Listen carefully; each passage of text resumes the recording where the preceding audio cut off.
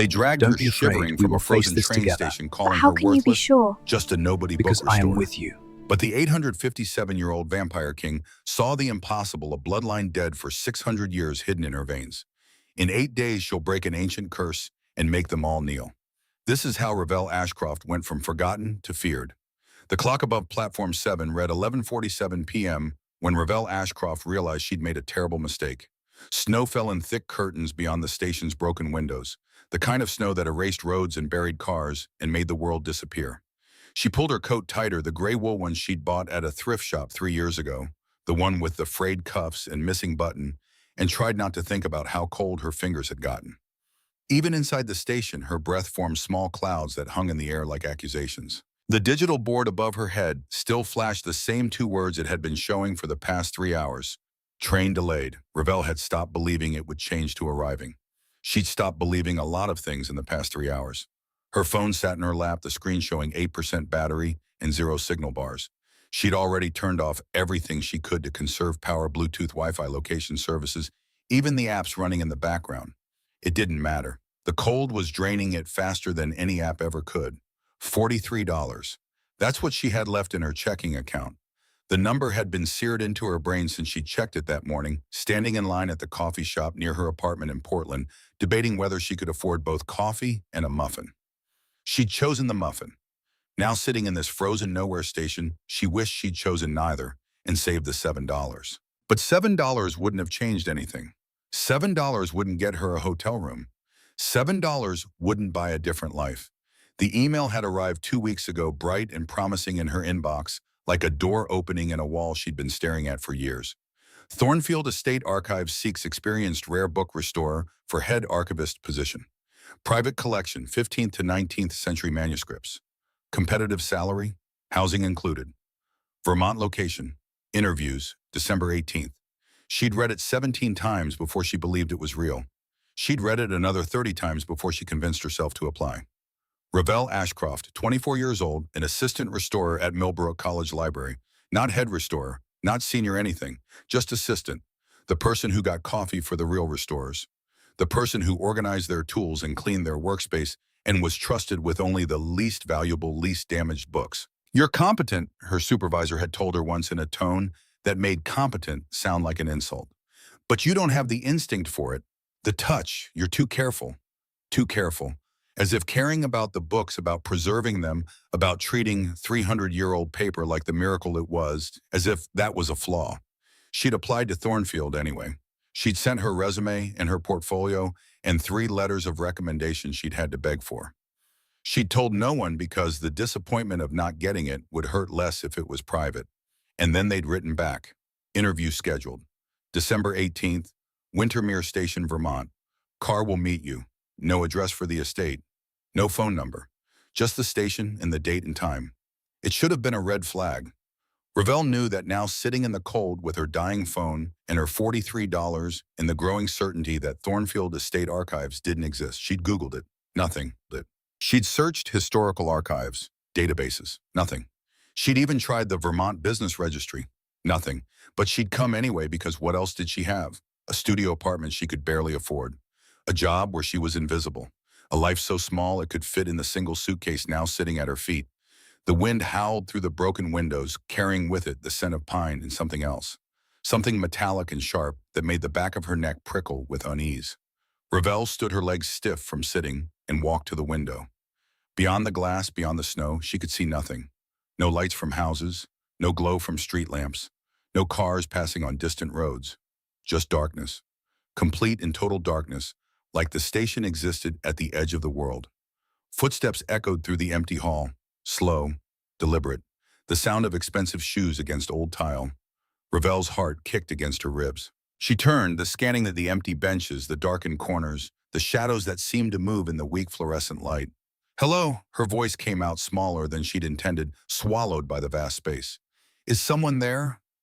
The footsteps stopped. Silence pressed in around her, broken only by the wind and the distant creak of old wood settling. Then she saw him. He stepped out from behind one of the station's massive stone pillars, as if he'd materialized from the shadows themselves. Tall, well over 6 feet, and dressed in a way that belonged to a different century.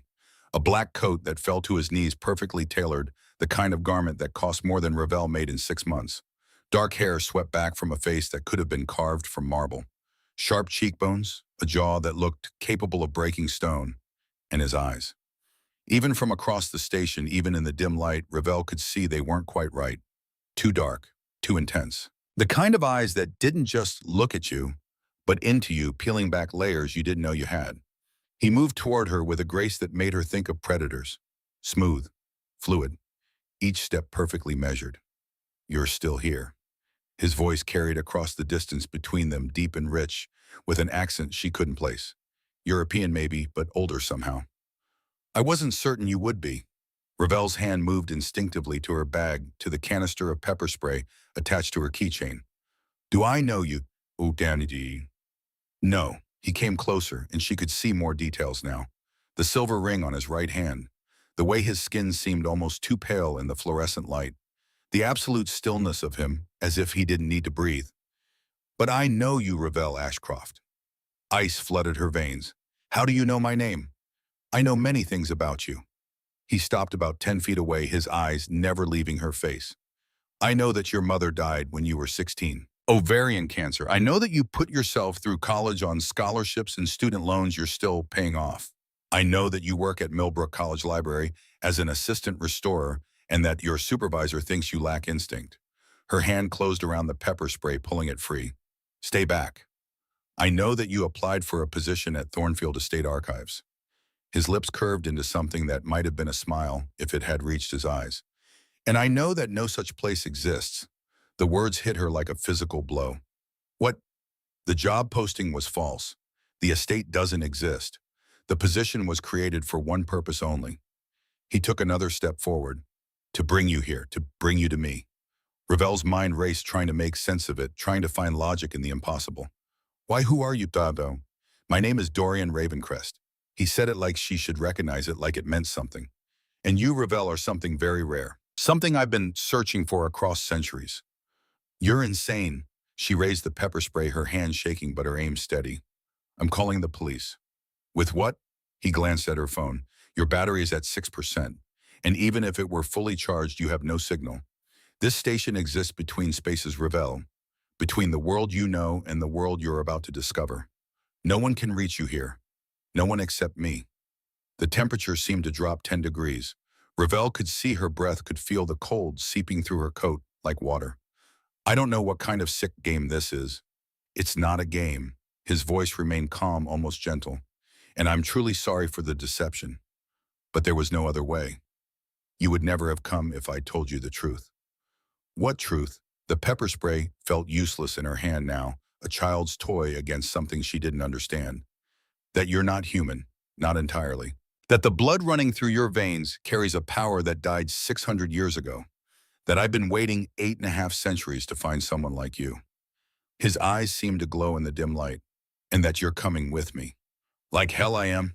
Ravel backed toward the door, toward the exit, toward the snow and darknesses that suddenly seemed safer than this station with this impossible man.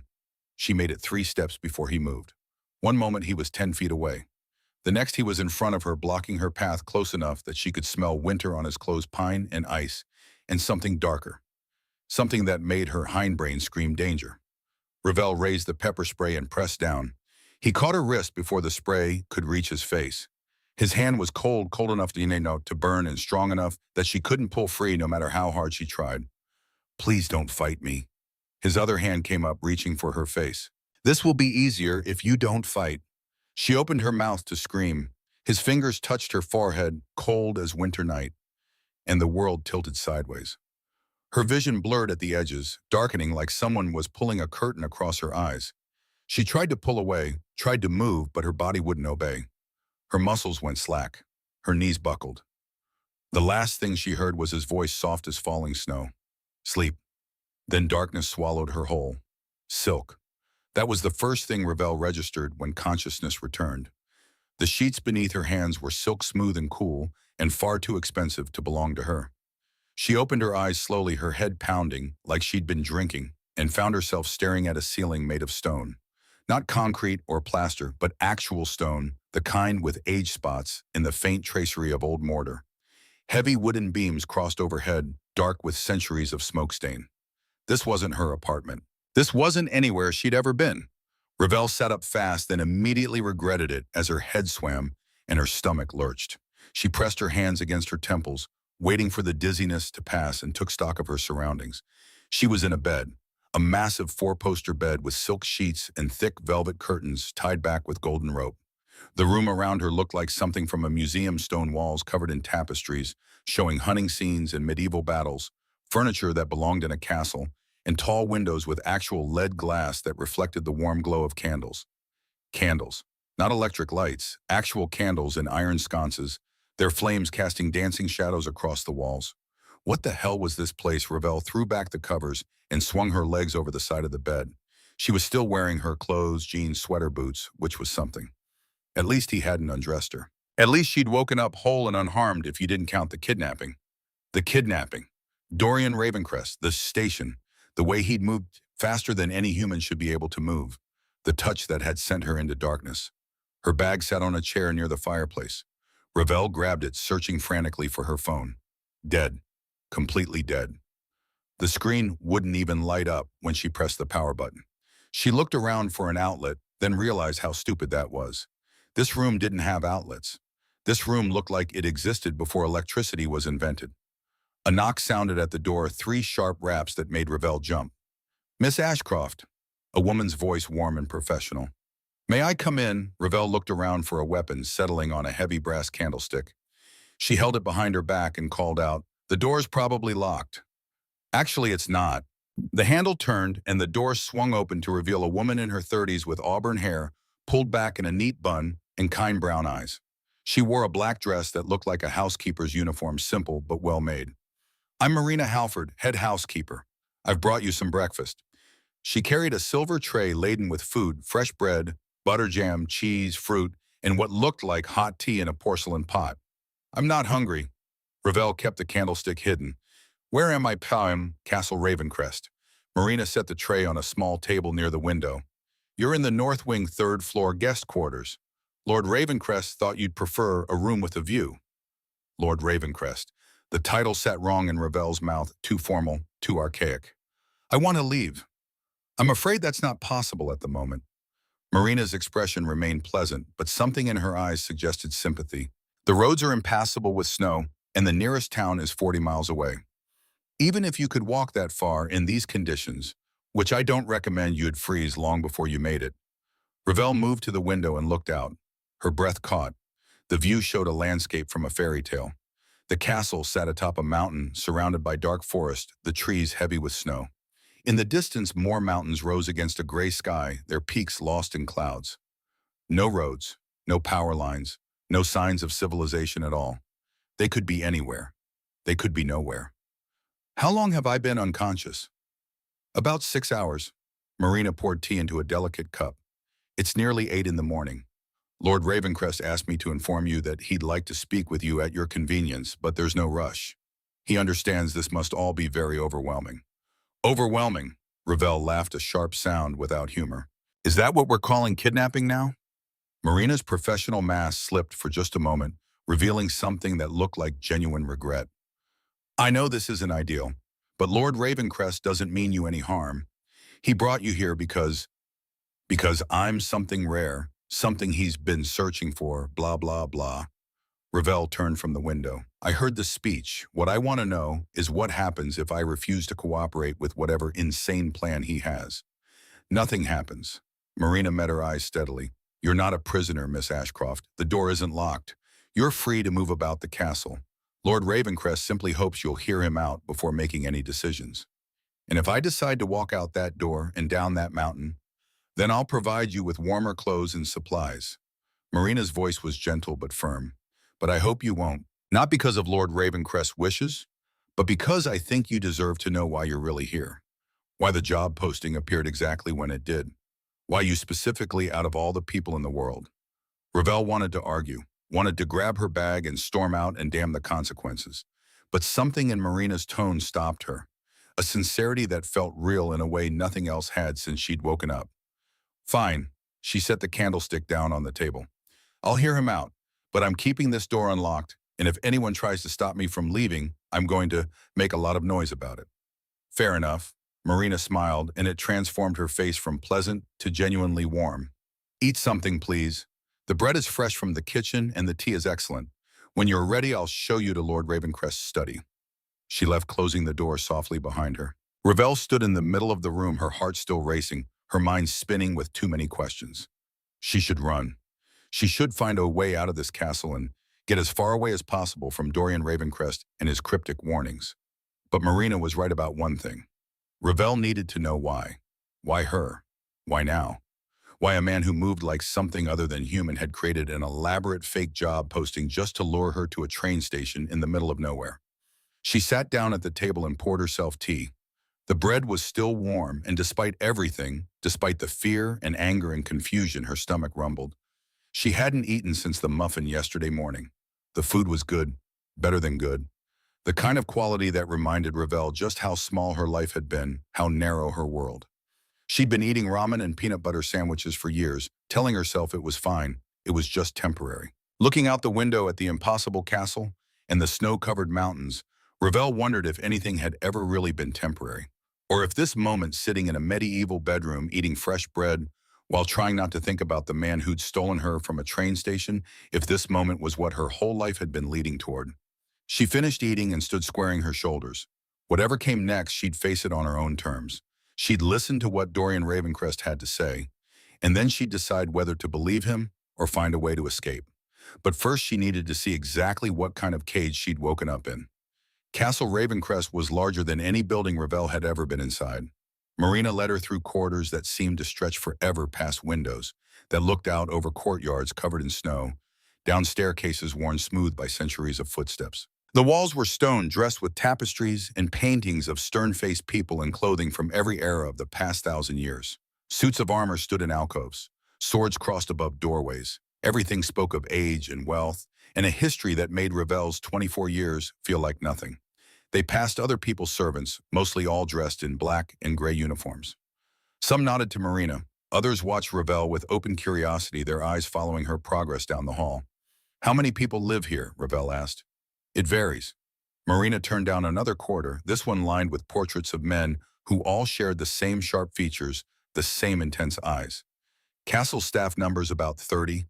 The family and their associates, that number fluctuates. Right now, I'd say perhaps 50 in residence.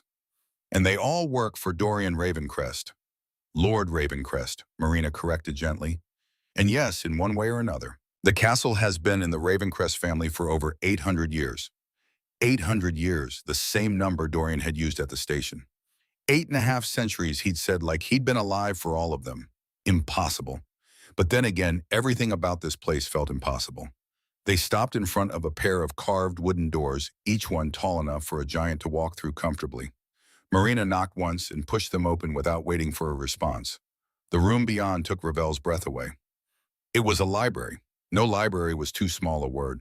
This was a cathedral of books. The walls rose 3 stories high, every inch of them covered in shelves packed with leather-bound volumes. A gallery ran around the second and third levels, accessible by a spiral staircase of wrought iron. Tall windows let in gray morning light that illuminated thousands upon thousands of books, more books than Ravel had seen outside of major research libraries. And in the center of it all, sitting behind a massive oak desk covered in open manuscripts and old maps, was Dorian Ravencrest. He looked up as they entered, and Ravel felt the same jolt of recognition she'd felt at the station. Those eyes, too dark, too knowing, looking at her like he could read every thought in her head.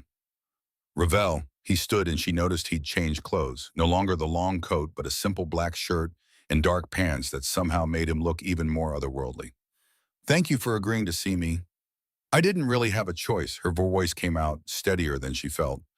"You always have a choice." He gestured to a chair in front of his desk. "Please, sit."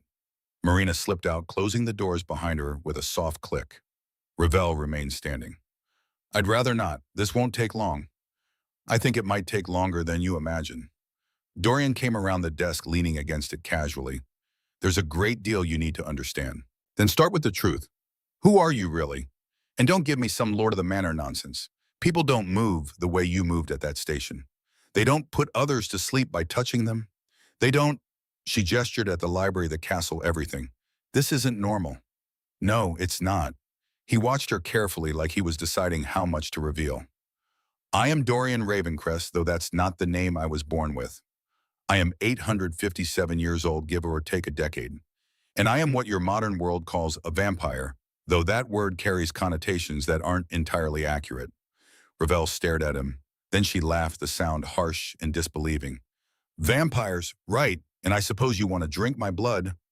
I don't want to do anything to you without your consent. His expression remained serious. But yes, I am what I am. I've lived for over 8 centuries. I've watched empires rise and fall. I've seen the world change in ways you couldn't imagine. And for all those centuries, I've been searching for someone like you. Someone like me, Ravel crossed her arms. And what exactly am I supposed to be? A descendant of a bloodline we thought extinct. He moved to one of the bookshelves and pulled out a leather-bound volume, ancient and handled with obvious care. The seers, people born with the ability to touch an object and see its history, to read the memories woven into metal and stone and wood. 600 years ago, they were hunted to extinction by those who feared their power. The last known seer died in 1425. He opened the book to a page marked with a ribbon and held it out to her. Ravel took it, her hands shaking slightly. The page showed a portrait painted in the style of medieval manuscripts. A young woman with dark hair and pale skin wearing a simple dress. And there on her left shoulder, visible where the dress had slipped, a birthmark. The same port wine stain that Ravel had been self-conscious about her entire life. The woman in the painting could have been her twin. Her name was Serafina, Dorian said softly. She was the last of her line, or so we believed. Ravel's hands trembled as she stared at the portrait. The resemblance was impossible to deny. Same eyes, same face, same mark. This doesn't prove anything, but her voice lacked conviction. Touch the book. What? Touch the leather binding. Really touch it. Focus on it. He moved closer, his voice low and intense. If I'm wrong, nothing will happen. But if I'm right, against her better judgment, against every screaming instinct that told her to run, Ravel placed her palm flat against the book's cover. The world exploded. Images flooded her mind, too fast to process, hands binding the book. A monk's cell lit by candlelight, rain falling on a roof somewhere in Germany. A fire that nearly destroyed the volume in 1673. A woman crying as she read it by moonlight, and under it all, a steady pulse of age and knowledge and power. Ravel yanked her hand back, gasping. The book fell to the floor. What was that? She backed away, her heart hammering. What did you do to me? I did nothing. Dorian picked up the book carefully, reverently. That was you, your gift, the seer ability awakening for the first time. You just read 500 years of history in 5 seconds. That's impossible. So are vampires. He set the book on his desk. And yet here I am, here you are. The world is far stranger than you've been taught to believe, Ravel. She wanted to deny it, wanted to laugh it off as a trick, a hallucination, anything but real. But she could still feel the echo of those images in her mind, the weight of all that history pressing against her consciousness. Why? The word came out broken. Why me? Why now? Because 8 days from now, during the blood moon, there's a ritual that can break an ancient curse. A curse that has bound my people for nearly a millennium. And that ritual requires a seer of pure bloodline to perform it. He met her eyes. I've been searching for someone like you for over 800 years. And now that I've found you, I need your help. And if I refuse, then the curse remains unbroken. My people continue to suffer. And you, he paused, you're free to go. I won't stop you. But I'm asking, begging, if necessary, for you to at least stay long enough to understand what's at stake. Ravel looked around the library at the thousands of books that could tell her their stories if she touched them. At the impossible man standing in front of her claiming to be 857 years old. At her own hands, which had just done something that defied everything she thought she knew about the world. How long do I have to decide? The blood moon is in 8 days. The ritual must be performed then, or we wait another century. His expression was grave. But I won't rush you. Take whatever time you need. Ask me anything. I'll answer truthfully. Then answer this. Ravel lifted her chin. What happens to me if I do this ritual? What's the cost? Dorian's face darkened. That's complicated. Uncomplicated. He was quiet for a long moment. Then the prophecy speaks of a willing sacrifice, of binding your life to mine to break the curse. What that means exactly, I don't fully know. The previous candidate refused to attempt it, and he stopped. She what? She died anyway. The curse took her when she tried to leave. His voice was barely above a whisper. I won't let that happen to you. If you choose to help, I'll find a way to protect you. If you choose to leave, I'll find a way to send you home safely. But I need you to know the truth before you decide. Ravel's mind reeled, a curse, a ritual, a willing sacrifice. And underneath it all, the impossible fact that she could touch objects and see their history, that she carried a bloodline thought dead for 6 centuries. I need time. Of course, and I need to see proof, real proof, not just books and portraits. If you want me to believe in vampires and curses and ancient prophecies, I need to see it with my own eyes. Dorian nodded slowly. Then I'll show you. Tonight at the evening court, you'll meet my people. You'll see exactly what we are. He hesitated. But I should warn you, not everyone will be pleased by your presence. Some will see you as a threat, others as an opportunity. You'll need to be careful. I'm always careful. No, Oz. His lips curved into a small smile. You're cautious. There's a difference. Caution keeps you safe. Careful keeps you small. And you, Ravel Ashcroft, are meant for something far bigger than the life you've been living. The words hit harder than they should have.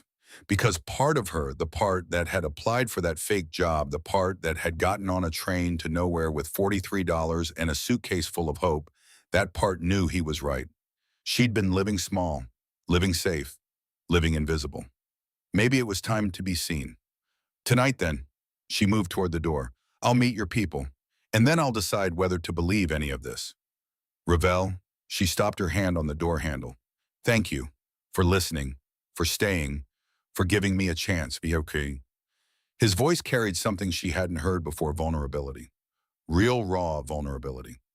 I know I've taken your choice away by bringing you here, but I swear to you everything from this moment forward is your decision.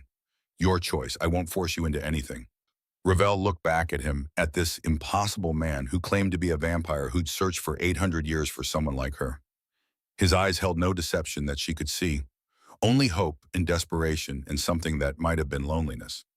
We'll see, she said, and walked out. The evening court began at 8 o'clock. Marina had brought Ravel a dress, simple but elegant dark blue velvet with long sleeves and a modest neckline. It fit perfectly, which should have been creepy, but instead felt oddly thoughtful. The castle was cold, and the velvet was warm. You'll want to make a good impression, Marina had said while helping arrange Ravel's hair. First impressions matter in court. I'm not trying to impress anyone.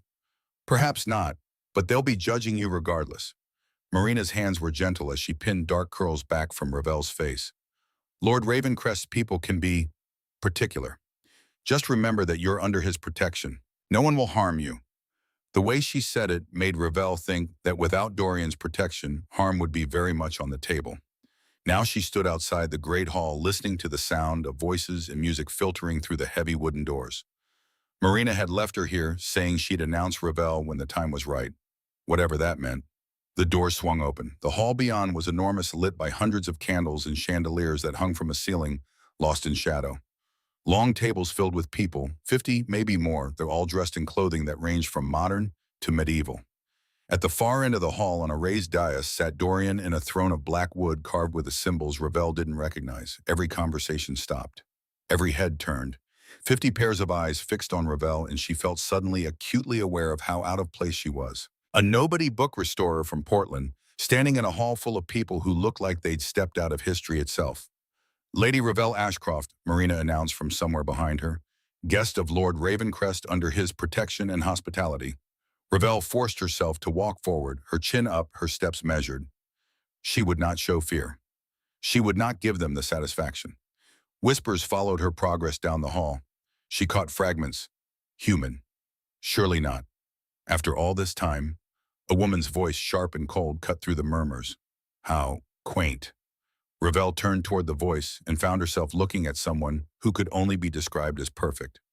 Silver hair that fell in waves past her shoulders. Skin like porcelain. Eyes the color of ice.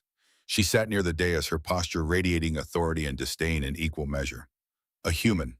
The woman smiled, showing teeth that seemed just slightly too white, too sharp. In Castle Ravencrest, I didn't think you'd sunk quite this low, Dorian.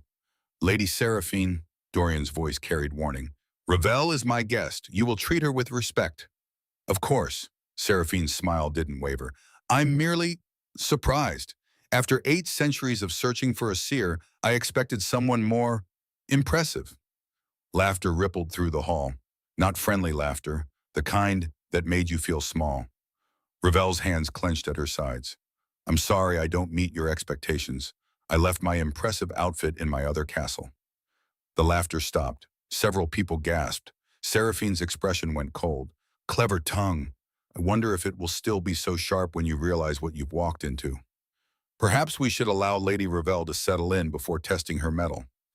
Another woman spoke, this one with auburn hair pulled back and kind brown eyes.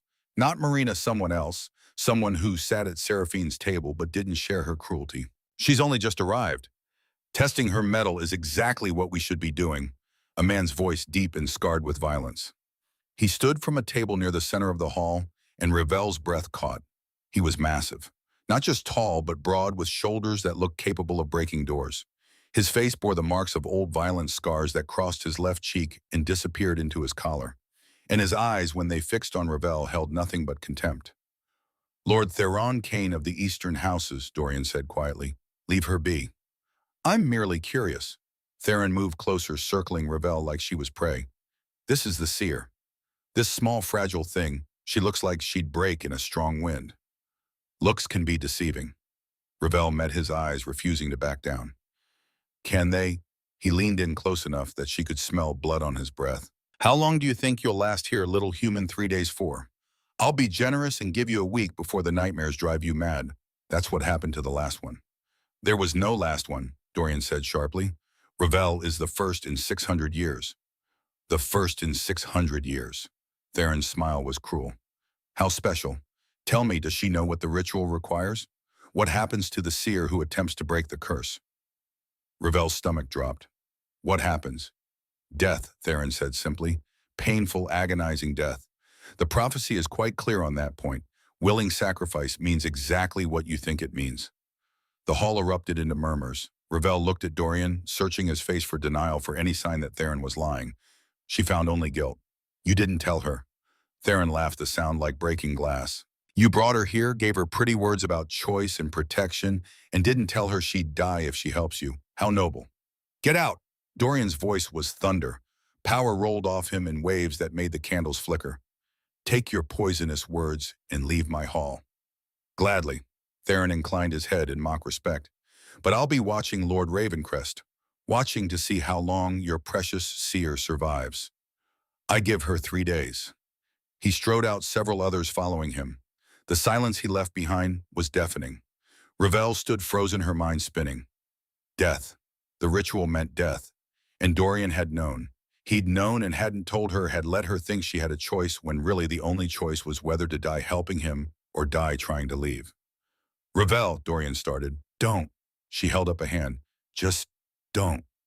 She turned and walked out of the hall, her composure cracking with every step. Behind her, she heard Dorian calling her name, heard footsteps following.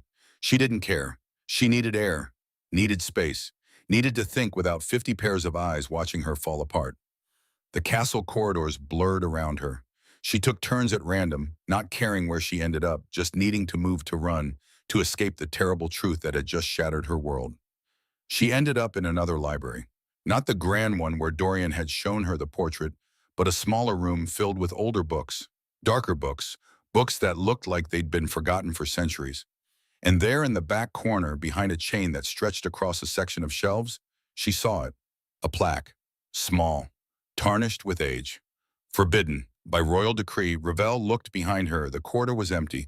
Wherever Dorian and his people were, they weren't here. She ducked under the chain. The books in this section were different.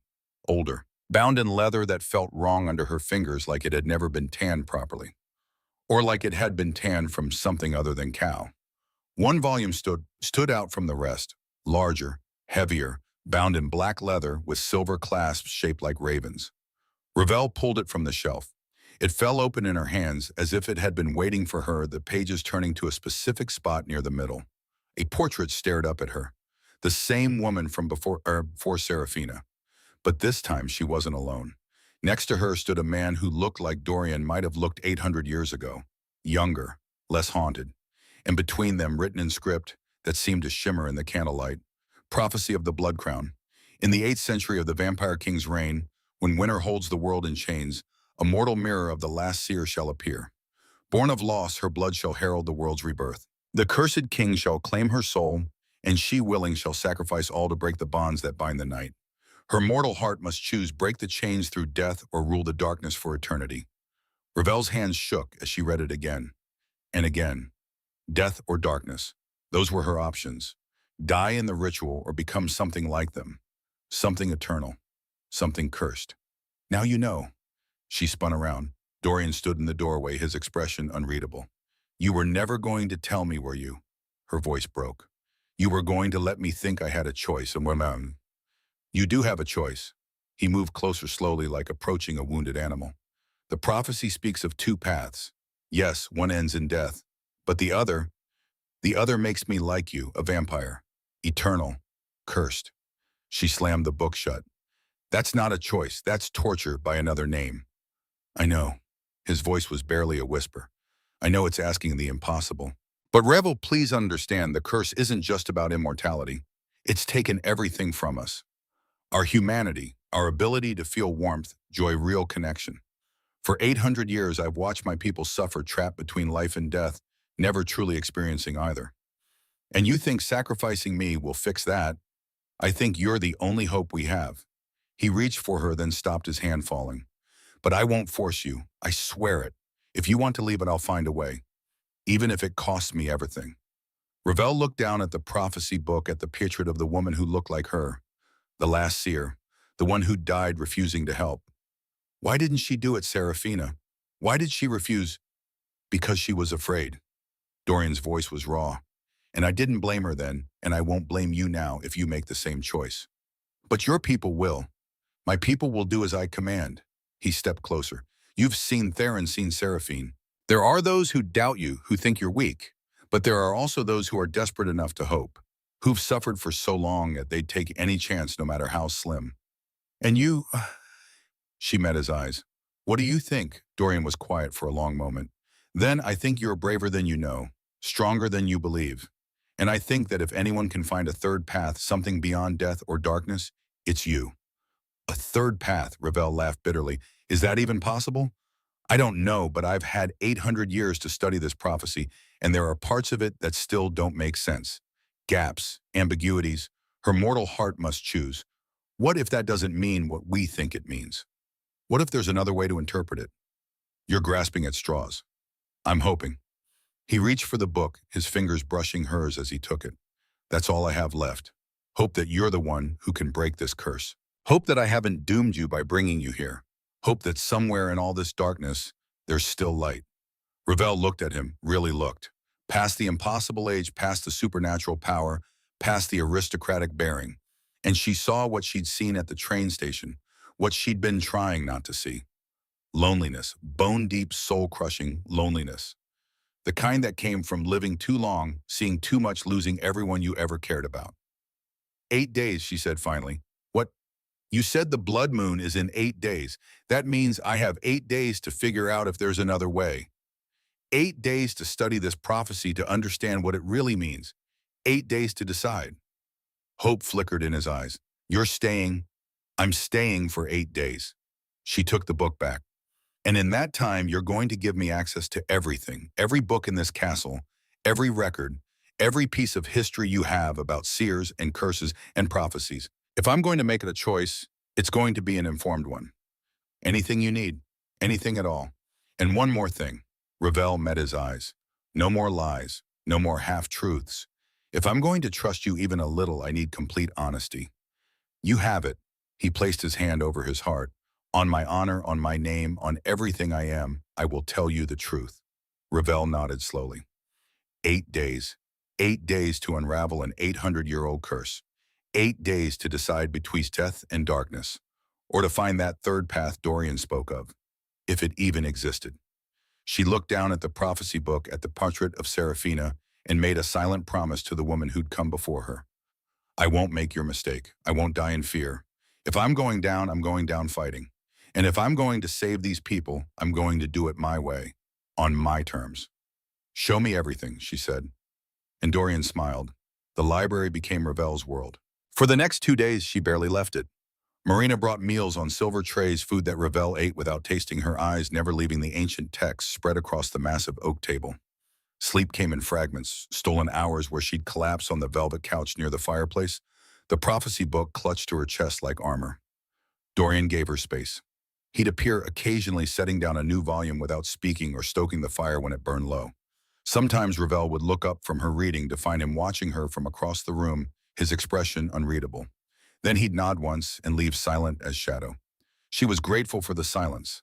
Her mind needed room to work, to process the impossible things she was learning. The seers hadn't just been able to read object memories. They'd been prophets' advisors to kings, the bridges between the mortal world and something older. The book spoke of seers who could touch a sword and see not just its past but its future, the battles it would fight, the blood it would spill, seers who could lay hands on a dying person and know exactly how to save them, their fingers reading the body's history like a physician reads symptoms. The power had terrified people, and fear, as always, had led to slaughter. By the third morning, Ravel's eyes burned from candlelight and her head pounded from too much information absorbed too fast. But she'd found something. A pattern in the prophecies, a thread that connected them all. Choice. The seer's power had always been about choice, seeing all possible paths and choosing which one to walk. She was staring at a particularly dense passage in Old French when the library door opened. Not Dorian this time, someone else. Ravel looked up to find a woman she hadn't seen before standing in the doorway. Auburn hair pulled back in an elegant knot, warm brown eyes, a dress of deep green that looked expensive but not ostentatious. "I'm sorry to intrude." The woman's voice was cultured, gentle. "I'm Vivian Frost. We weren't properly introduced at court." Ravel set down her book carefully. She remembered the name from Dorian's warning. "Not everyone will be pleased by your presence." "Lady Vivian." "Just Vivian, please." She moved closer, her steps light. "I wanted to apologize for the other night. Theron and Seraphine can be difficult, but not all of us share their hostility." "That's refreshing to hear." Vivian smiled, and it transformed her face from beautiful to radiant. "May I?" She gestured to the chair across from Ravel. "It's not my library." "No, but you've claimed it rather thoroughly these past days." Vivian sat, her posture perfect. "Marina says you've barely eaten or slept. That's admirable dedication, but not sustainable. You'll make yourself ill." "I have 8 days to unravel an 800-year-old curse. Sleep feels like a luxury I can't afford."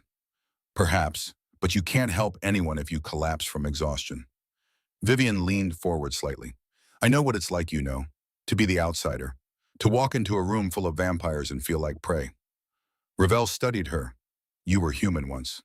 300 years ago, I was turned during the reign of Louis XIV, a political arrangement, really.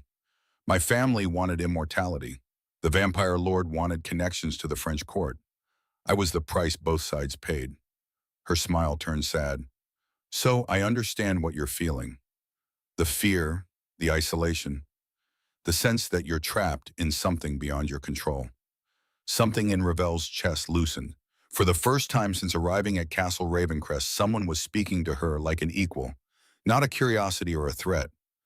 "Thank you," Ravel said quietly. "That actually helps." "I'm glad." Vivian's eyes were kind. "If you need anything, a break from the books, someone to talk to, a friend in this rather overwhelming place, please don't hesitate. We outsiders need to support each other." After she left, Ravel sat for a long moment staring at the closed door.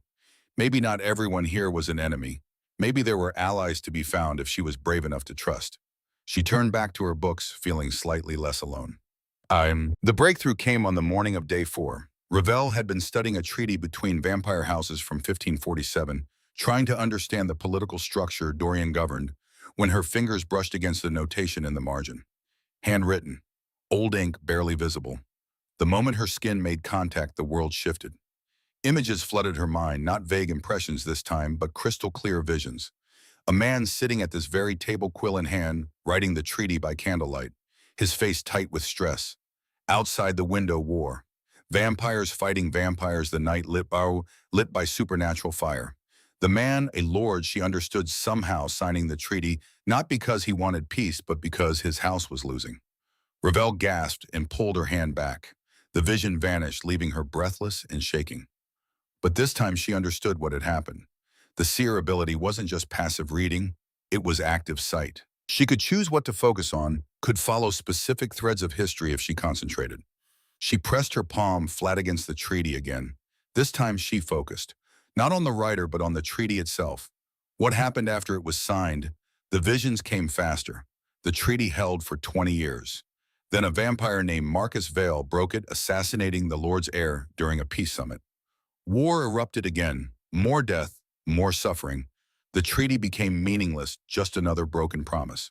Ravel released the document, her heart racing. She could do this. She could actually control it. She spent the next hour testing her ability on everything she could reach. A candlestick showed her the servant who'd polished it that morning, the workshop where it had been forged in 1689, the fire that had nearly melted it in 1702. A book revealed not just its binding, but every person who'd ever read it, every hand that had turned its pages. By noon, she'd mapped a century of castle history just by touching objects in the library. This was power, real power. And maybe, just maybe, it was the key to understanding the prophecy in a way no one had before. Dorian found her that evening surrounded by artifacts she'd pulled from various corners of the library, each one touched and cataloged. "You've been busy." He surveyed the organized chaos with something like awe. "I can control it now." The visions. Ravel held up an old dagger. "This belonged to your grandfather 7 generations back. He used it to sign a peace treaty with the Eastern Houses in 1423. The treaty was broken 3 months later when Lord Candy Theron's ancestor ambushed his convoy." Dorian stared at her. "How could you possibly know that?" "I saw it." She set the dagger down carefully. "I can see everything these objects remember. And I'm getting better at choosing what to look for." "That's—" He moved closer, his expression shifting from surprise to something deeper. "Ravel, that's extraordinary. Most seers took years to develop that level of control. You've done it in 4 days." "I'm a quick learner." She tried to sound casual, but pride warmed her chest. When was the last time someone had called her extraordinary? When had anyone seen her as more than competent at best? "You're more than that." Dorian's voice was soft. "You're remarkable, and I need your help with something." He led her to his study where a man waited. Older, at least in appearance, with gray hair and a face lined with stress. Not a vampire, Ravel realized. Human.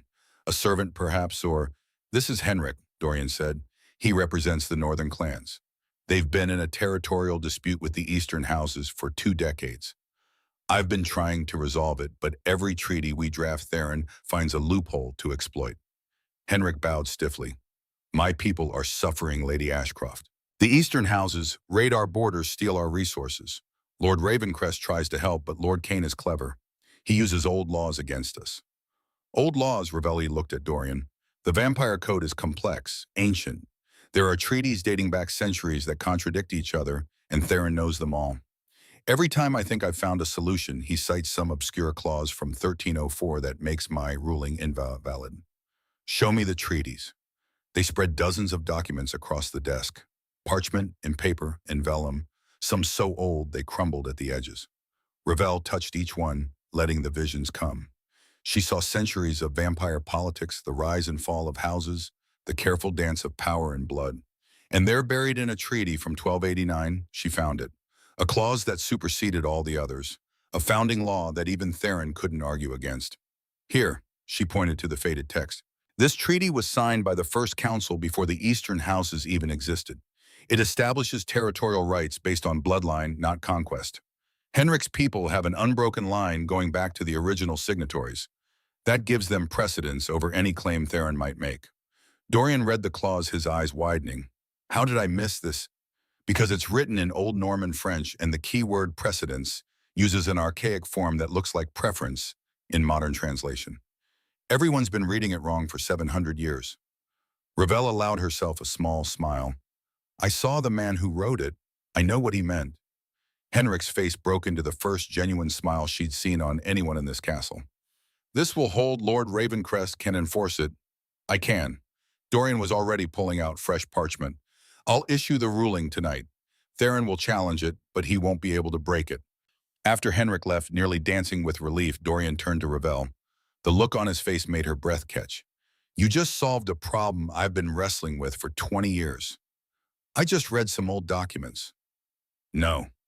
He moved closer, and she could see emotion swimming in those dark eyes. "You saw what no one else could see. You found truth where others found only confusion. That's not just reading Revel. That's wisdom.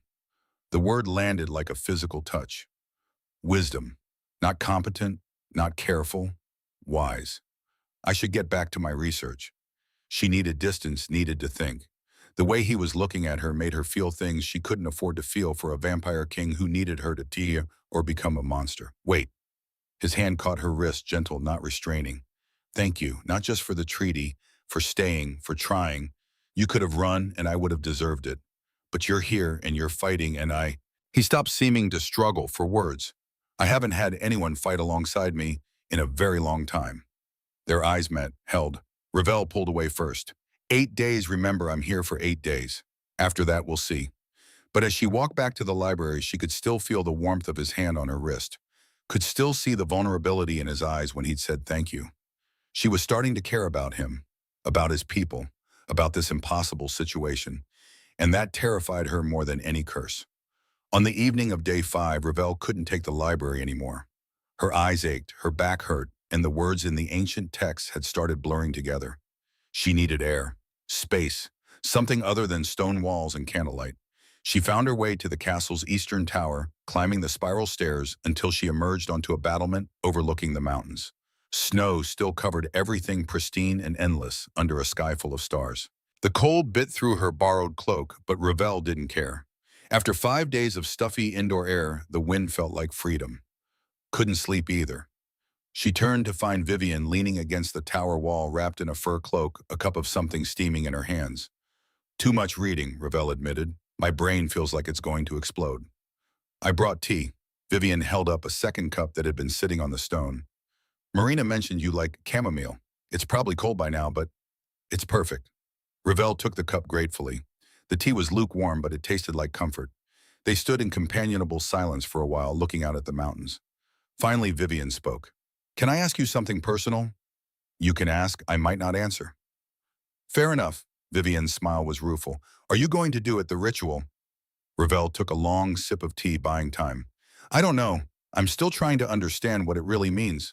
It means choosing between death and immortality, between ending your life at 24 or living forever as one of us. Vivian's voice was soft. I won't lie to you, Revel. Immortality isn't the gift people think it is. You watch everyone you love die. You see the world change and realize you don't change with it. You become frozen, a relic of whatever time you were turned in. You sound like you regret it. Sometimes I do. Vivian stared out at the darkness. But sometimes I'm grateful. I've seen wonders that no human will ever see. I've loved and lost and loved again. I've become something more than I was. She turned to Revel. If you choose immortality, it won't be easy. But it won't be the end either, just different. And if I choose death, then you'll be remembered as the bravest person I've ever met.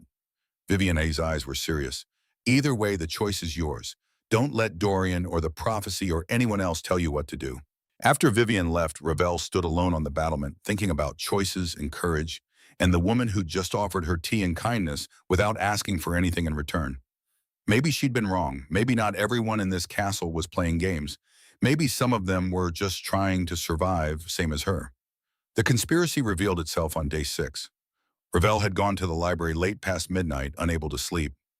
She grabbed a candle and headed for the restricted section, thinking she might find something new in the darker texts. Voices stopped her halfway there, low, secretive, coming from somewhere deeper in the library. Revel extinguished her candle and moved silently toward the sound, her heart hammering. She'd gotten good at moving quietly these past days, learned which floorboards creaked and which stones were solid. The voices came from behind a section of shelves near the back wall. Revel crept closer, pressing herself against the books, and listened. Reports that she's making progress. A man's voice. Theron. Revel would recognize that scarred growl anywhere. Marina says the girl spends every waking hour studying.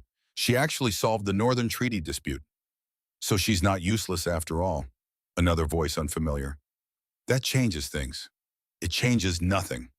Theron's words dripped contempt. Smart or stupid, she's still human, still breakable, and when the blood moon comes, she'll fail just like the last one did. Are you certain if she actually has seer blood? I don't care what blood she has, the ritual is designed to kill her. Footsteps pacing. Ravencrest thinks he's so clever finding his precious seer. but he's played right into our hands. In 3 days, she'll attempt the ritual. She'll die. And when she does, Ravencrest will be broken. Vulnerable. That's when we strike. Ravel's blood turned to ice. And Marina, the unknown voice asked. She's still reporting regularly. Daily, she tells us everything what the girl eats when she sleeps, how she's progressing with her abilities. The girl trusts her completely. Thinks Marina is her ally. Theron laughed, a sound like gravel grinding. Fools, both of them. When the time comes, Marina will lead her exactly where we need her. And if Ravencrest discovers the betrayal, he won't. He's too distracted by his precious seer, too desperate to break the curse. By the time he realizes Marina has been ours all along, it will be too late. Ravel pressed her hand against her mouth, fighting down nausea. Marina. Sweet, kind Marina, who'd brought her tea and helped with her hair and seemed genuinely concerned for her well-being. Marina was a spy, a traitor. 3 days, Theron said.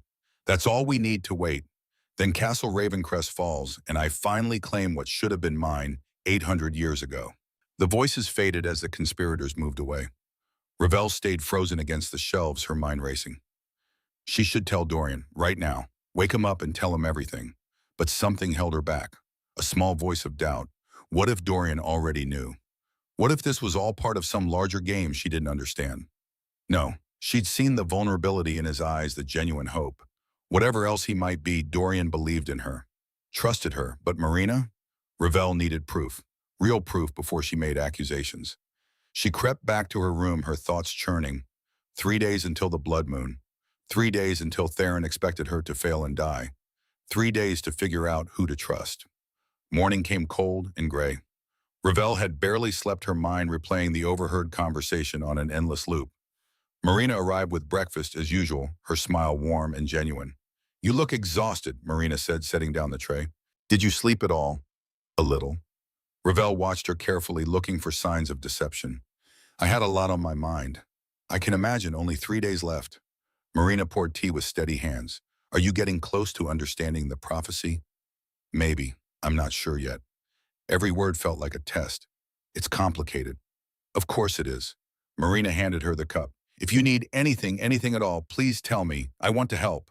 The words sounded sincere. The expression on Marina's face looked genuinely concerned. But Ravel had heard what she'd heard. Marina was reporting to Theron, telling him everything. Actually, Ravel said slowly, there is something you could help with. I need to see Dorian, privately. Can you arrange that? Of course, I'll send word immediately. Marina started toward the door, then paused. Ravel, whatever you're struggling with, you're not alone in this. Remember that. After she left, Ravel stared at her tea for a long moment before pouring it down the drain. She wouldn't eat or drink anything Marina brought her anymore. Not until she knew the truth. Dorian came within the hour, concern written across his face. Marina said you needed to see me urgently. What's wrong? Ravel gestured him inside and shut the door. Then, keeping her voice low, she told him everything. The overheard conversation. Theron's plan, Marina's supposed betrayal. Dorian's expression didn't change as she spoke. No shock, no anger, just careful listening. When she finished, he was quiet for a long moment. I know, he said finally. Ravel's heart stopped. You know, I've known for 3 months that Theron was plotting against me, and I've known for 2 months that he was trying to recruit Marina. Dorian moved to the window, looking out at the snow-covered mountains. What I didn't tell you, what I couldn't tell you, is that Marina came to me the moment he approached her. She's been my agent, Ravel, feeding Theron false information while gathering intelligence for me. The words took a moment to process. She's working for you. She's a double agent. The tears, you've probably seen the concern, that's real. She hates lying to you, hates that you might think she's betrayed us. But it was necessary. He turned to face her. Theron needed to believe he had an inside source, and we needed to know exactly what he was planning. Ravel sank into a chair, her mind reeling. So everything I heard, was partially true. Theron does plan to strike when you attempt the ritual. He does believe you'll fail. But Marina isn't his spy. She's mine. Dorian crouched in front of her, his eyes intense. I'm sorry I couldn't tell you sooner. But if Theron suspected Marina was actually loyal to me, she'd be in danger. You'd be in danger. What about the unknown voice, the other person with Theron? That I don't know. Marina couldn't see who it was in the darkness. His jaw tightened. But we'll find out. Before the blood moon, we'll know exactly who's working against us. Ravel's head spun. Marina was loyal, the betrayal was fake. But there was still a conspiracy, still someone else in the castle feeding information to Theron. Who can we trust? She asked quietly. Each other. Dorian's hand covered hers. Beyond that, I'm not sure anymore. They sat in silence, the weight of conspiracy pressing down around them. Outside, snow began to fall again, soft and relentless. 3 days left. 3 days to unravel a prophecy and unmask a traitor. 3 days before everything changed. That evening, Vivian invited Ravel to her chambers for dinner. I thought you might want a break from the library, Vivian had said, and perhaps some company that isn't quite so intense. Ravel had accepted gratefully. After the revelation about Marina, she needed normalcy, or at least the vampire equivalent of it. Vivian's rooms were beautiful, all rich fabrics and warm candlelight with windows overlooking the western mountains. A table had been set with food that actually looked appetizing, unlike the increasingly elaborate meals Marina had been bringing. I hope you don't mind, Vivian said, pouring wine into crystal glasses. I asked the kitchen to make human food. Real human food, not the fancy stuff they think you want. The meal was simple. Roasted chicken, vegetables, fresh bread, the kind of food Ravel would have made for herself back in Portland. Her throat tightened with unexpected homesickness. Thank you, she said quietly. This is perfect. They ate in comfortable silence for a while. Then Vivian spoke. I heard you helped solve the Northern Treaty dispute. That's impressive. Dorian told you word travels fast in the castle, especially when it's good news. Vivian smiled. You're making quite the impression. Even Seraphine admitted grudgingly that you might be more capable than she initially thought. High praise from someone who called me quaint. Seraphine judges everyone harshly. Don't take it personally. Vivian refilled their wine glasses. But I am curious, how did you find that clause, the one everyone else missed? I touched the treaty, saw the man who wrote it, understood his intent. Ravel took a sip of wine. It was good, much better than anything she could afford back home. The seer ability lets me read history directly. No translation errors, no misinterpretations. Remarkable. Vivian leaned forward, her brown eyes warm with genuine interest. And you only discovered this ability a few days ago. You must be a natural. Something in the tone made Ravel pause. Too interested, too focused. She thought about the overheard conversation, the unknown voice with Theron. No, surely not Vivian. She'd been nothing but kind, nothing but supportive. But doubt once planted was hard to uproot. It's getting easier, Ravel said carefully, though I'm still learning the limits. Limits? Vivian's smile didn't quite reach her eyes. What kind of limits? Oh, you know, how far back I can see, how much detail I can capture. Ravel set down her wine glass and picked up her napkin, a beautiful thing embroidered with silver thread. For instance, this napkin. I can see the woman who embroidered it about 2 years ago, but I can't see who taught her to sew or where the thread came from. The connections fade after a certain point. It was a lie. Ravel could see all of those things if she focused, but something made her hold back the truth. Fascinating. Vivian's expression was hard to read. And objects that people have touched recently, can you see them too? Sometimes, if the touch was meaningful enough. Ravel let her fingers brush the napkin again, this time genuinely reading it. She saw the embroiderer, yes, but also her breath caught. Also the person who'd selected this napkin specifically for tonight's dinner. Who'd told the servant which ones to bring to Vivian's chambers. Who'd touched it with deliberate intent. Vivian herself. And in that touch memory, Ravel saw something else. A meeting, Vivian and Theron. 3 days ago in a darkened corridor. Everything all right? Vivian's voice was concerned. You look pale. Fine, just tired. Ravel set the napkin down carefully, her heart racing. Actually, I should probably get back to my research. Only 3 days left, and I still have so much to figure out. Of course, but Vivian's smile had gone cold. Though before you go, I am curious about one thing. What's that? That bracelet I showed you the other day. The one with the sapphires. Did you ever try reading it? I know you were interested. Ravel's blood turned to ice. She'd never mentioned any bracelet to Vivian. The woman had never shown her any jewelry, unless it was a test. Vivian was testing whether Ravel had used her ability on Vivian's possessions, which meant Vivian knew about the seer power, knew it could reveal secrets, was afraid of what Ravel might see. I must have been thinking of someone else's bracelet, Ravel said, smoothly standing. Thank you for dinner. It was lovely. She made it to the door before Vivian spoke again. Ravel, the warmth was gone from her voice now. A word of advice. Be careful what you touch in this castle. Some objects carry secrets that are dangerous to know. Their eyes met, and in that moment Ravel saw the truth. Vivian wasn't her ally. Vivian was the unknown voice from the library, the second conspirator. The friend had been the enemy all along. I'll keep that in mind, Ravel said, and fled. She found Dorian in his study poring over maps by candlelight. Vivian, Ravel said without preamble. She's working with Theron. Dorian's head snapped up.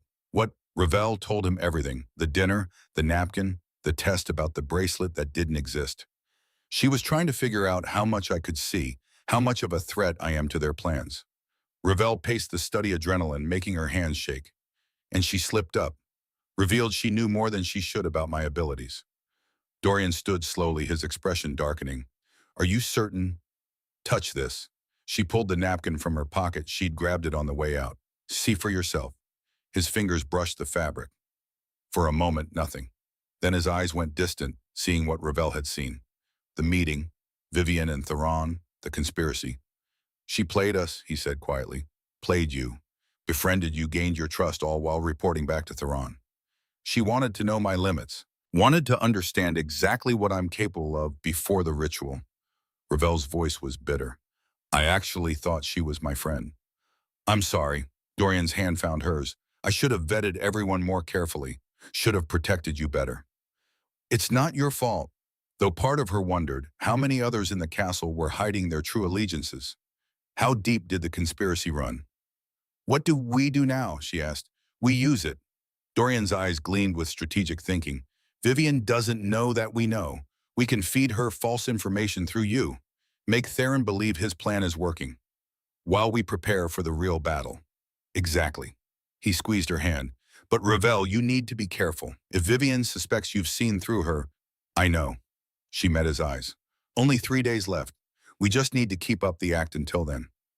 3 days. It seemed like forever and no time at all. The next morning, Ravel went back to the library with renewed purpose. She'd spent 6 days studying the prophecy from every angle. Now it was time to understand what willing sacrifice really meant. The ancient texts spoke of sacrifice in many forms.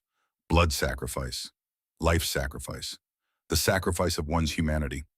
But there was another type buried in older sources, choice sacrifice, the sacrifice of choosing one path over all others.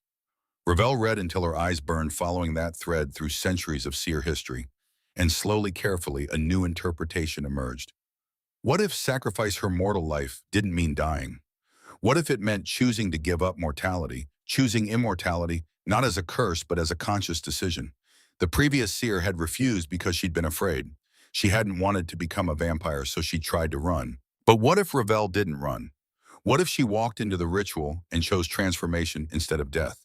Would that break the curse? Or was she grasping at straws, desperate for a third path that didn't exist? Dorian found her that evening, surrounded by books and handwritten notes. You look like you've discovered something. Maybe. She gestured to her research. What if we've been reading the prophecy wrong all along? What if sacrifice doesn't mean what we think it means? She explained her theory, watched his expression shift from skepticism to hope. It's possible, he said slowly. The language is ambiguous enough. But Ravel, we don't know for certain. If you're wrong about, then I die. Same as if I do nothing. She met his eyes. But if I'm right, if choosing to become a vampire willingly is what breaks the curse, then maybe we both survive this. You'd be giving up your humanity. I'd be choosing to save lives, including my own. She stood, moving closer to him. Isn't that what the seers always did? Made choices others couldn't? Dorian looked at her for a long moment.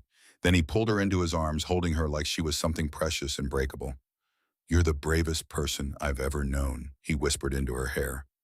I'm terrified. I know, so am I. He pulled back enough to look at her face. But whatever happens on the blood moon, whatever choice you make, I want you to know that finding you, knowing you, even for just these 8 days, it's been worth every moment of the 8 centuries I waited. Something broke open in Ravel's chest, something that had been locked tight since her mother died, since she'd learned that caring for people meant losing them. Dorian. He kissed her, gentle at first, then deeper as she responded, her hands fisting in his shirt. His lips were cool but not cold, and the way he held her like she mattered, like she was worth cherishing, made her want to cry. When they finally broke apart, both breathing hard, Dorian pressed his forehead to hers. 2 more days, he said. 2 more days, and then we find out if prophecies can be rewritten. Together, Ravel whispered. Together. Outside, the moon rose over Castle Ravencrest. Not full yet, not the blood moon, but close. So close. Day 7 dawned cold and silent. Ravel woke before sunrise, her body tense with the knowledge that tomorrow night would change everything. The blood moon, the ritual, the moment when she'd discover whether her reinterpretation of the prophecy would save her or kill her. She dressed in the dark, choosing practical clothes, pants, a warm sweater, boots that could run if needed. Then she made her way to the library, seeking comfort in the one place that had felt safe since arriving at Castle Ravencrest. Dorian was already there, standing by the window, watching the pre-dawn darkness. Couldn't sleep either, she asked. He turned, and in the candlelight, she could see the weight of 8 centuries in his eyes. I keep thinking about all the ways this could go wrong. So do I. Ravel moved to stand beside him. But we don't have a choice anymore. Tomorrow night, Theron will make his move regardless. Better to face it prepared than to run and be caught unprepared. When did you become so brave? I'm not brave. I'm just tired of being afraid. She looked out at the mountains, barely visible in the gray light. My whole life I've played it safe, kept my head down, made myself small so I wouldn't be noticed. And where did it get me? A studio apartment I could barely afford and a job where I was invisible. You're not invisible here. No, here I'm terrifying and valuable and maybe about to die. She laughed, but it came out shaky. Though I suppose that's better than being ignored. Dorian's hand found hers. His skin was cool as always, but his grip was solid. Real. You won't die, I won't allow it. You can't control fate. Then I'll fight it. His voice was fierce. I've had 800 years to learn how to fight impossible odds. If the prophecy demands your death, I'll find a way to rewrite destiny itself. The words should have sounded like bravado. Instead, they sounded like a promise. Marina appeared in the doorway, her expression grave. My lord, my lady, Lord Theron has requested an audience. He says it's urgent. Ravel and Dorian exchanged glances. This wasn't part of Theron's usual pattern. He avoided direct confrontation with Dorian, preferring to scheme in shadows. Where? Dorian asked. The Great Hall. He's brought representatives from the eastern houses, 20 of them. 20 vampires, all loyal to Theron, all potential threats. It's a show of force, Ravel said quietly. He wants you to see his support. Let him show it. Dorian's expression hardened.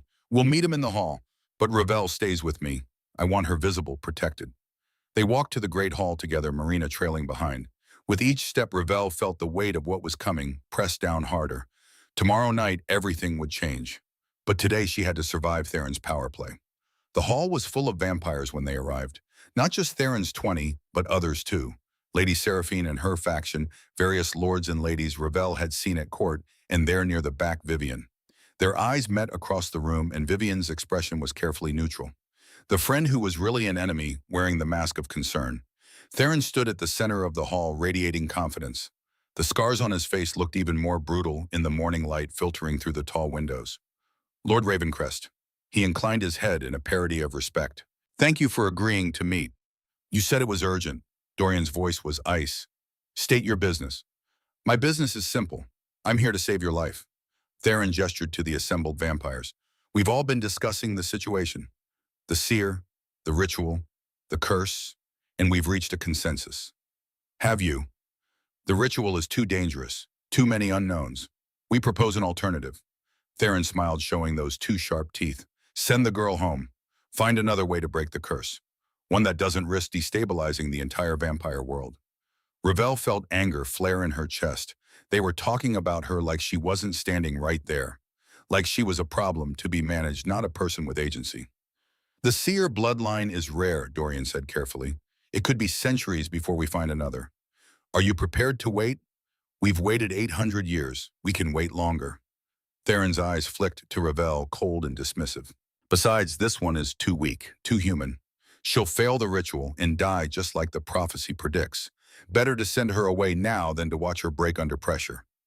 I'm standing right here, Ravel said. Her voice cut through the hall like a blade. If you're going to discuss my weakness, at least have the courage to say it to my face. Silence fell. Several vampires looked shocked that she'd spoken at all. Theron's smile widened. Very well. You're weak, little seer. You've spent a week reading books and playing scholar, but that won't prepare you for what the ritual demands. You'll stand in that circle tomorrow night, and you'll realize you're not brave enough to sacrifice yourself. You'll hesitate, and that hesitation will kill you. You seem very certain about how I'll react. I've seen it before. Humans always break when faced with real power. He moved closer, towering over her. You can pretend to be strong all you want, but we both know the truth. You're nothing, just a frightened girl who got in over her head. Ravel met his eyes and smiled. You're right about one thing, I am frightened. I'd be stupid not to be. She raised her voice so everyone in the hall could hear. But being afraid doesn't make me weak. It makes me human. And my humanity is exactly what this ritual needs. Your humanity will get you killed. Maybe, or maybe it will save all of you. She looked around the hall, meeting the eyes of the assembled vampires. You've all forgotten what it means to be afraid, to hope, to choose. You're so used to immortality that you've lost touch with what it means to truly live. That's the real curse, isn't it? Not the bloodlust or the darkness, the emptiness. Lady Seraphine stood slowly, her silver hair catching the light. The child makes a fair point. Theron whirled on her. You can't be serious. I'm old enough to remember what we were before the curse. Seraphine's voice was thoughtful. We felt things then. Joy, sorrow, real connection. Now we just exist. If she can restore that even at great risk, isn't it worth attempting? It's worth her death. Theron's voice dripped scorn. It's worth my choice, Ravel corrected, and I choose to try. The hall erupted in murmurs. Vampires arguing, debating, some supporting Ravel's decision, others calling it suicide. Dorian raised his hand and silence fell immediately. The decision is made. Tomorrow night at the Blood Moon's peak, we attempt the ritual. Those who wish to witness may do so. Those who object are free to leave Castle Ravencrest. Theron's jaw clenched. You're making a mistake. Then it's mine to make. For a long moment, the two men stared at each other. Ravel could feel the weight of centuries-old conflict between them, something deeper than just this moment. Finally, Theron bowed stiffly. As you wish, my lord. I'll be watching tomorrow night, and when she fails, I'll be there to help pick up the pieces. He strode out, his 20 followers trailing behind him. But Ravel noticed something. Vivian didn't leave with them. She stayed, her expression concerned, playing her role perfectly. After the hall cleared, Seraphine approached. Up close, she was even more beautiful and more intimidating. I meant what I said, she told Ravel. I remember what we lost when the curse took hold. If you can restore it, you have my support. Even though you called me quaint, Seraphine's lips quirked. I've lived 500 years. Everyone seems quaint at first, but you? She studied Ravel carefully. You have steel in your spine. Good, you'll need it. After she left, Dorian pulled Ravel aside. That was either very brave or very foolish. Probably both. Ravel's hands were shaking now that the adrenaline was fading. But I couldn't let him talk about me like I wasn't there, like I didn't matter. You matter. He cupped her face in his cool hands. More than you know. They stood like that for a moment, foreheads pressed together, stealing comfort before the storm. Tomorrow night would bring answers. Tomorrow night would bring truth. Tomorrow night would bring blood.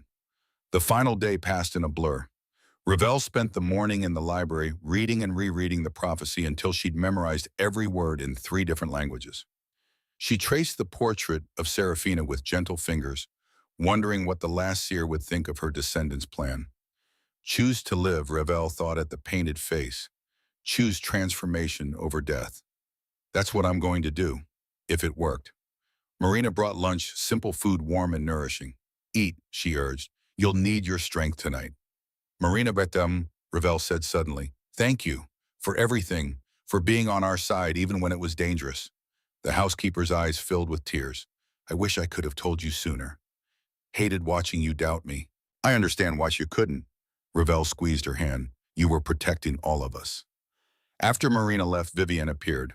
Perfect timing as always. The spy who thought she was still hidden. I wanted to check on you, Vivian said, her voice warm with false concern. Tonight must be terrifying. It is. Ravel played her part. I keep thinking about what Theron said. What if I'm not strong enough? You are. Vivian sat beside her, taking her hand. I know you are. And no matter what happens, you're not alone. I'll be there tonight, supporting you. The lie was so smooth, so believable. If Ravel hadn't known the truth, she would have been comforted. Thank you, she said. That means a lot. After Vivian left, no doubt to report this conversation to Theron, Ravel sat in the empty library and let herself feel the weight of what was coming. Tonight she would walk into a ritual designed to kill her. Tonight she would bet her life on a reinterpretation of an ancient prophecy. Tonight she would discover if choosing immortality willingly could break an 800-year curse. The sun set slowly, painting the mountains gold and red. Ravel watched from her window, trying to memorize this moment, her last sunset as a fully human woman.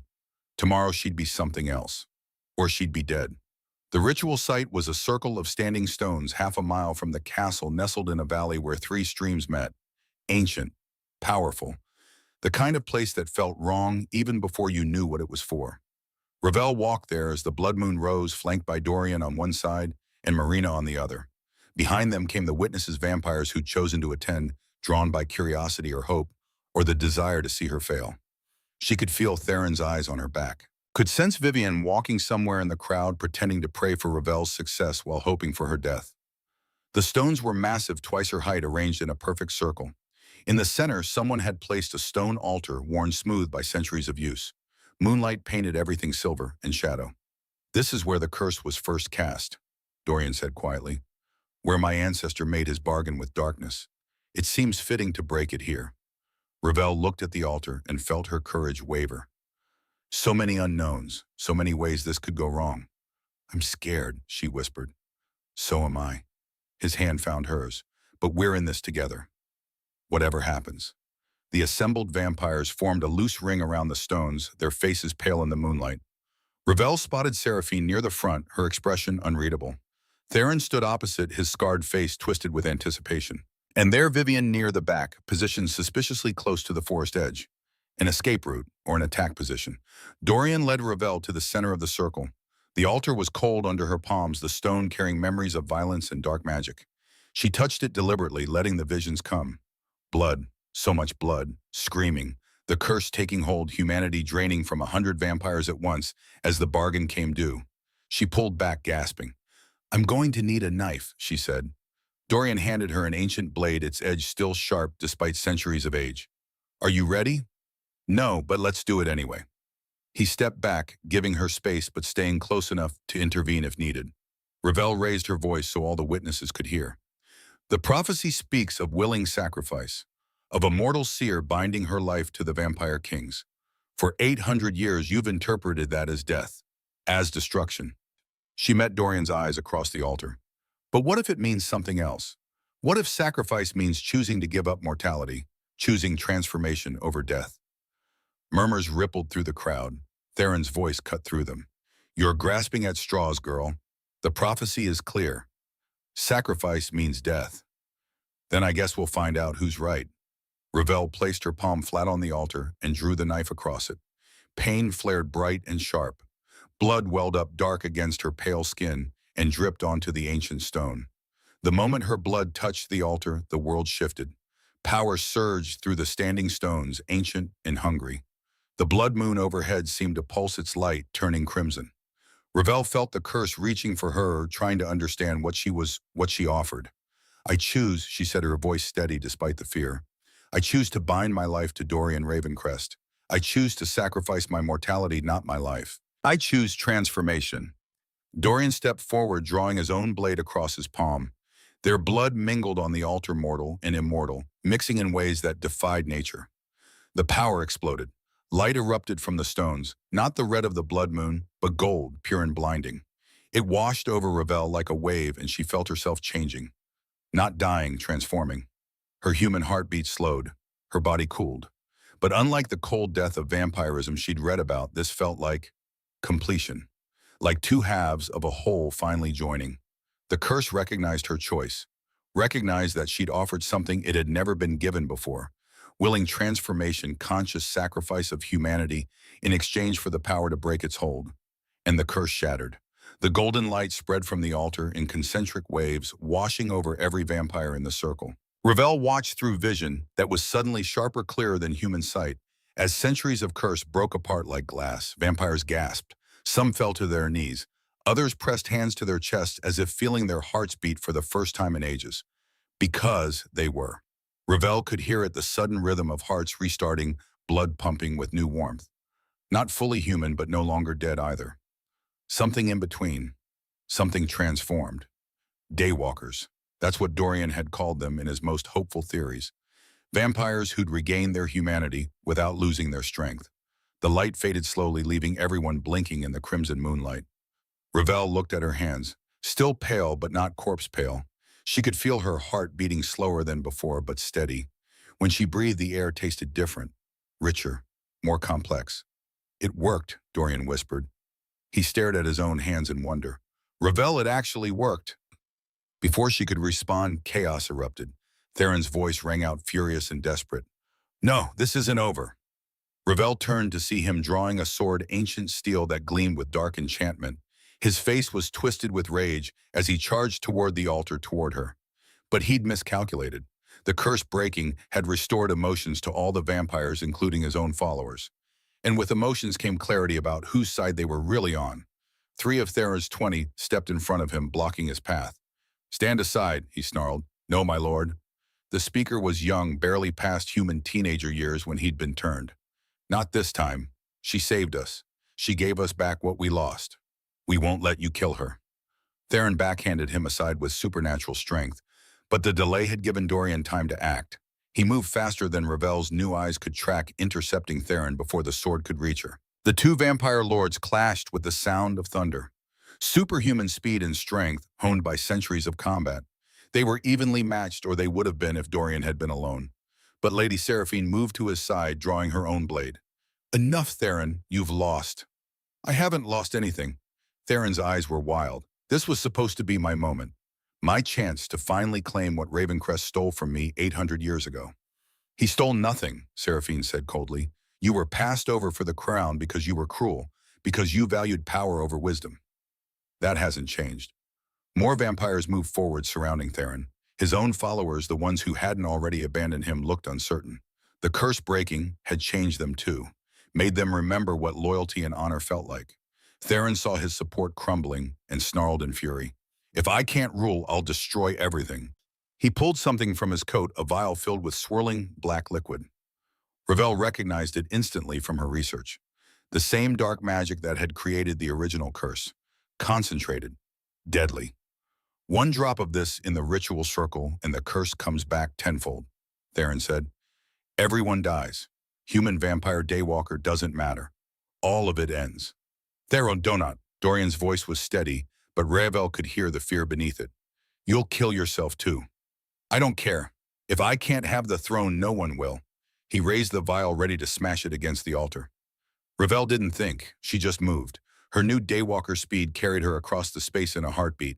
She grabbed Theron's wrist, her seer ability activating automatically at the touch. Visions flooded her mind, not of objects this time, but of Theron himself, his history, his memories. 800 years of rage and resentment, all focused on a single moment when Dorian's ancestor had been chosen as king over him. But deeper than the rage, Ravel saw something else. Pain, loneliness, the same desperate need to matter that had driven her to apply for a fake job at a non-existent archive. You're not angry about the crown, she said, the revelation coming to her through the visions. You're angry because you've been alone for 8 centuries, because the curse took your ability to connect, to love, to be seen.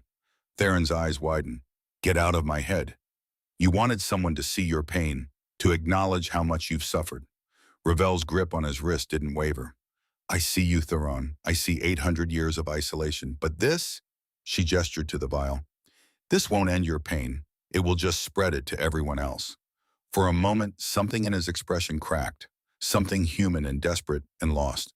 Then it hardened again. Better we all suffer than I suffer alone.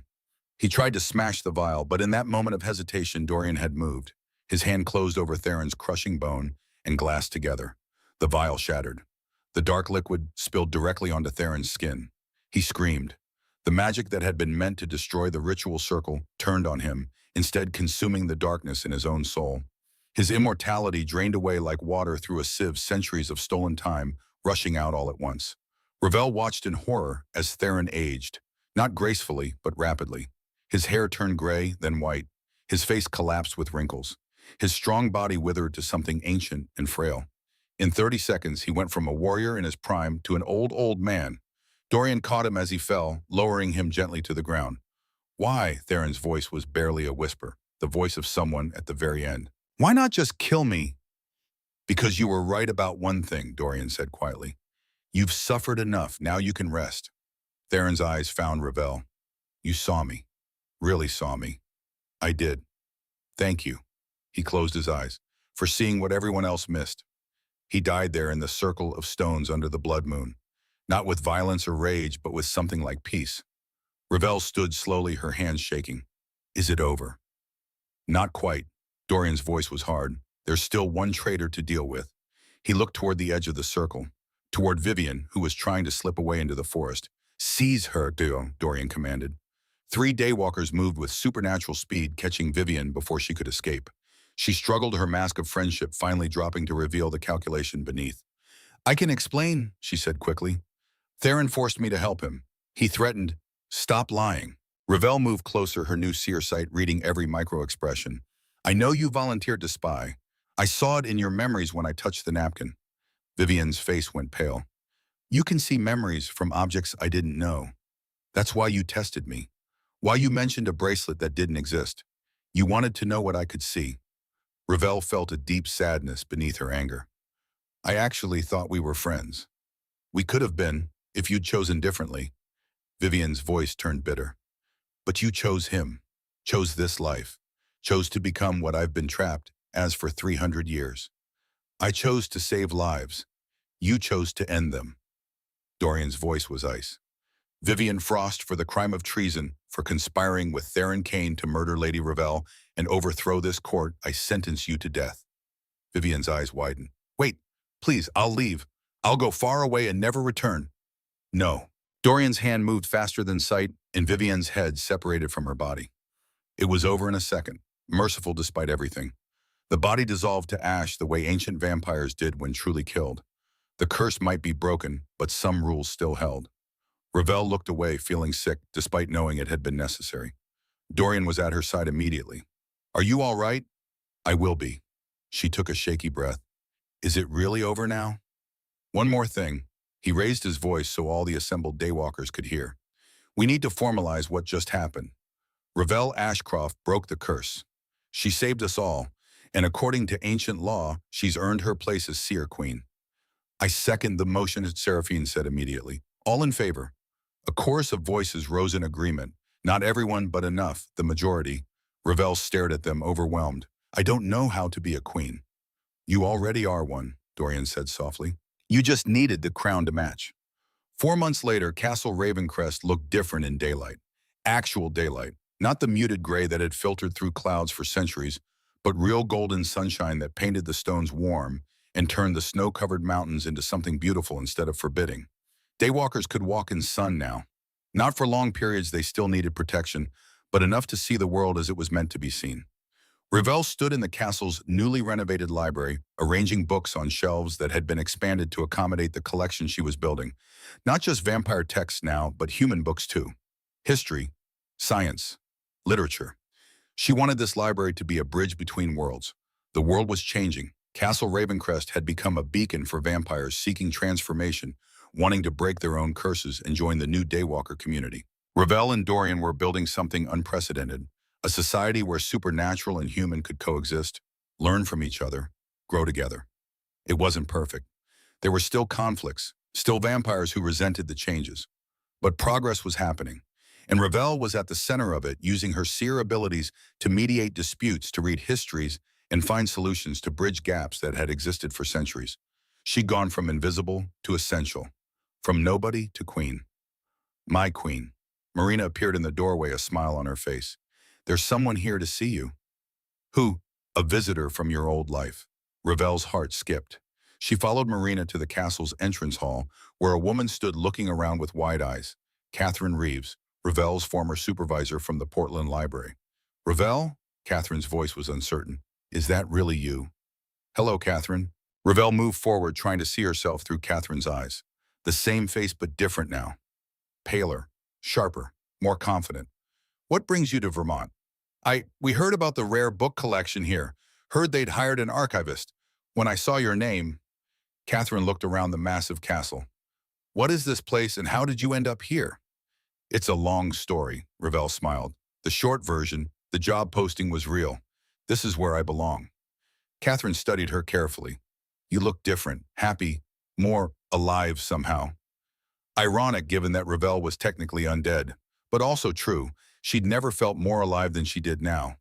I am happy, she said simply, for the first time in a long time. They talked for a while, Catherine filling her in on library gossip, Ravel carefully editing her own story to leave out the supernatural bits. Finally, Catherine stood to leave. You know I owe you an apology, she said. I told you that you lacked instinct, that you were too careful. I was wrong. You just needed the right environment to shine. The words landed like vindication, sweet and satisfying. Thank you for saying that. After Catherine left, Dorian found Ravel standing by the window watching her former supervisor's car disappear down the mountain road. Everything all right? Better than all right. She turned to face him. She apologized, said I was right where I belonged. You are. He pulled her close and she melted into his embrace. Have I told you today that you're remarkable? Only twice, you're slacking. He laughed and the sound still amazed her. Dorian laughed now, felt everything the curse had stolen, and so did all the other daywalkers. There's something I want to show you, Dorian said, pulling her toward the door. He led her through the castle to a room she'd never seen before. When he opened the door, Ravel gasped. It was a workshop, not for weapons or armor, but for book restoration. Every tool she'd ever dreamed of having equipment that would cost a fortune all arranged in a space designed specifically for her work. I thought you might want somewhere to practice your craft, Dorian said. You're a queen now, yes, but you're also still Ravel Ashcroft, rare book restorer. I didn't want you to lose that part of yourself. Tears stung her eyes. This is perfect. So are you. He kissed her gently. My seer queen, my partner, my choice. That evening they held court in the great hall. Not the tense, hostile gathering Ravel remembered from her first night, but something warmer. Daywalkers laughing, talking, planning for a future that finally held hope. Seraphine approached, her silver hair shining in the candlelight. I have news from the Eastern houses. They've formally recognized your rule and requested permission to send delegates for transformation. Granted, Ravel said without hesitation. Everyone deserves a chance to choose. Look at you, Seraphine said with genuine warmth, making queenly decisions like you were born to it. I'm still learning. We all are. That's what makes this interesting. Seraphine raised her glass in salute. To the seer queen, may she reign long and wisely. The hall echoed with the toast. Ravel felt Dorian's hand in hers warm now, instead of cold, and looked out at the faces of people she'd saved. They'd called her ordinary, unremarkable, nothing special. They'd been wrong. She just needed the right circumstances to prove it. Last week, Ravel had made a trip back to Portland. The rare bookshop where she used to browse was still there, tucked between a coffee shop and a yoga studio. Mr. Chen, the sweet old man who loved books, had stared at her in amazement. My God, what happened to you, he'd said. You look different, powerful. I found where I belong, she'd told him, running her fingers over familiar spines. She'd thanked him for teaching her that books carry memories, that touching them can tell stories the words alone can't convey. He'd sold her a first edition she'd been eyeing for years, a price that would have been impossible 6 months ago. She'd handed him her credit card without blinking. Are you happy, Ravel? Really happy? He'd asked as he wrapped the book. I am. Good, you deserve it. You were always too good for this city, too special. Wherever you are now, I hope they see that. They do, she'd said, smiling with eyes that saw more than they ever had before. They really do. Now standing in her castle, Ravel thought about that moment, about how far she'd come from a train station in the middle of nowhere, shivering and desperate, to a castle in the mountains ruling alongside the man she loved. From ordinary to extraordinary, from invisible to impossible to ignore. Her phone buzzed, a text from the northern clans about a treaty negotiation next week. Another from a vampire lord in France requesting information about the transformation process. Her new life busy and purposeful and full. She typed quick responses, then set the phone aside. Dorian appeared in the doorway of the library. Ready for tonight's council meeting. Always. They walked together through the castle halls, past windows that now let in sunlight, past tapestries that told stories of 800 years of history. Past the life she'd left behind and toward the future she was building. Ravel Ashcroft, seer queen, breaker of curses, chosen one. They'd said she was worthless. Just a nobody book restorer with no instincts and no future. They'd been wrong, and her story was just beginning.